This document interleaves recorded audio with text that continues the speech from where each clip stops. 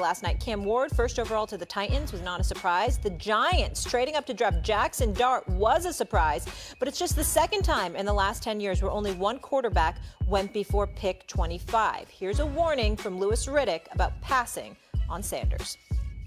All the teams that are passing on him right now, as Mel just mentioned, are taking a gamble. They're taking a gamble. The teams who need a quarterback, and if you pass on him and he winds up having a Drew Brees type of career, a Tom Brady type of career, which he's totally capable of. You're going to sit back and teams are going to, there's going to be a lot of revisionist history on him. I get that. There's going to be a lot of case studies done on why did people pass on him?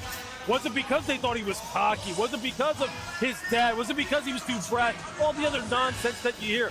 Because it isn't because of how he plays the game. I agree with you. Strong sound right there. Marcus, why did Shedeur not get drafted in the first round?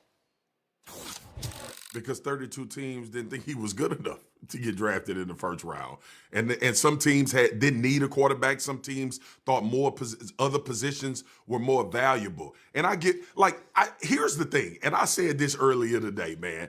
I get everybody, because we've talked about Shedeur Sanders ad nauseum for the last 3 years when him and Prime and Travis Hunter showed up to Jackson State. We talked about the tandem. He coaching his father, Shedeur. They transfer and they go to Colorado, and Shedeur plays well. They win the TCU game. Everybody going crazy. They make Colorado relevant. All of those things have transpired all the way up until this point where we get to the draft. And when you start evaluating and teams look at this, and let me say this, the media didn't have one pick in the first round last night.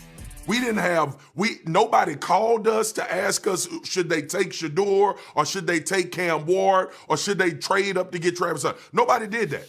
These teams looked at it and they said, we don't feel like the value is there to take Shedeur Sanders in the first round. There was a team that traded up in the New York Giants that didn't feel like he was good enough for them to take him with the 26th pick. So that's that in that scenario. Here's the other thing. When you start thinking about and this is why sports is so great. As much as we could want to see it for him, and I'm sure teams have come back and said, I regretted not taking this guy. You think Chicago ain't say it after they've seen what Patrick Mahomes has done? You don't think the Giants regret even though it might have not made a difference in the championship, what they saw Saquon Barkley do in Philly? So I understand it. This is primetime Deion Sanders' son, who played the position really, really good for the Colorado Buffaloes. They won more games, brought more attention, more eyes were focused. But when 32 teams last night were on the clock, and the teams that needed a quarterback were on the clock, they did not think Shedeur Sanders at that point, which I think he'll get drafted tonight or even in the third round, had enough value for them to use that pick to pick him. That's all it boils down to. Now, we can get into the game and why we think these things happen, but that's ultimately what we watched transpire last night. 2 words, evaluation and projection. And that's what the first round is about. And so, Marcus, you heard me say to Stephen A. Molly, one, can we stop having the funeral for Shedeur right now? Can we stop? He didn't get drafted in the first round. He very well might get drafted in the first 5 picks tonight. And candidly, it could be a better situation for him. So it's not the end of his story.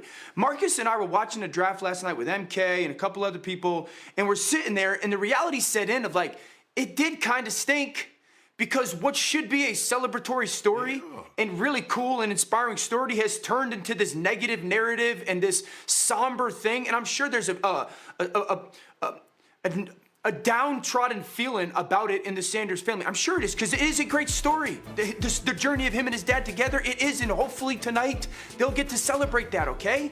I'm gonna keep it on the field, just as the player and the tape. Years ago, Joe Burrow's last year at LSU, before the season started, there's no way anybody said Joe Burrow was going to be the #1 pick in the NFL draft 6 months after the season. But the evaluation process and the play that year led to that. Last year, before the college football season in 2023, no one was saying that Jayden Daniels was going to be the 2nd pick of the NFL draft before that year that he had at LSU. But the tape that year and the evaluation process brought him to that. Cam Ward was not the #1 pick in September. But the tape and then the evaluation process led to that. And so when you evaluate, and this is what, and Stephen, you've heard me say this, NFL teams don't really evaluate the college kids during the season. They evaluate all the NFL guys. And then the season ends and the evaluation process starts. And when you just were evaluating, you saw good. And you saw a player that was good.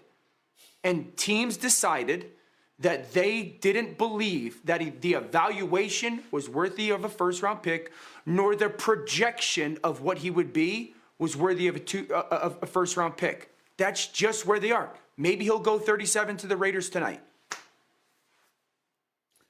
I appreciate what you're saying, Dan. And to the producers, I need you to leave Dan Orlovsky and Swagoo up on that screen while I'm talking, because I want to see them during this soliloquy I'm about to drop on you. Dan Orlovsky, I get where you're coming from. And you're right. When we look at Shedeur Sanders, is he as mobile as Cam Ward? No. Does he have the arm strength and the athleticism of a Cam Ward? No. Does he have the size? No.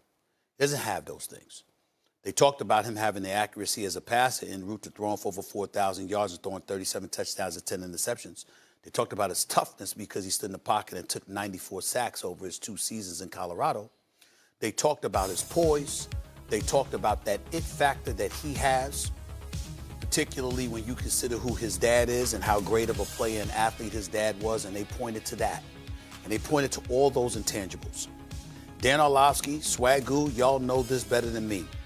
When we talk about the quarterback position, we rave about attributes like that. Am I lying? I don't think I am. And then suddenly, here comes Shedeur Sanders. And those things are being said about him. And then his cachet diminishes week by week by week. Dan Orlovsky, respectfully, where I disagree with you, although I know you're not doing it intentionally, is you're asking us to prioritize the football evaluation, which is the right thing to ask us to do. But what's wrong about what you're saying is that it's almost as if you want us to bypass all the stuff that was said about him leading up to the draft. I am a person that remembers when Warren Sapp's value was diminished and he had to sit there for the draft because of reports that had came out prior to that draft and how his draft stock dropped and how so many of us lamented it. He wasn't the only one that had happened to, but the Eagles ended up drafting Mike Mamula. How'd that work out? Look at the career Warren Sapp had and how legit that brother was on the football field. We got to remember stuff like that. Why? Because even though that draws no comparison to Shedeur Sanders in terms of behavior or anything like that, that's not where I'm going. What I'm talking about is what the media was saying, what was being reported, the anonymous stuff that was being thrown out there. What do they say about Shedeur Sanders? All of a sudden, he shows up at the scouting combine. He doesn't work out. Oh, the meetings, it was the arrogance and all of this other stuff. I'm saying forget all of that. I believe that the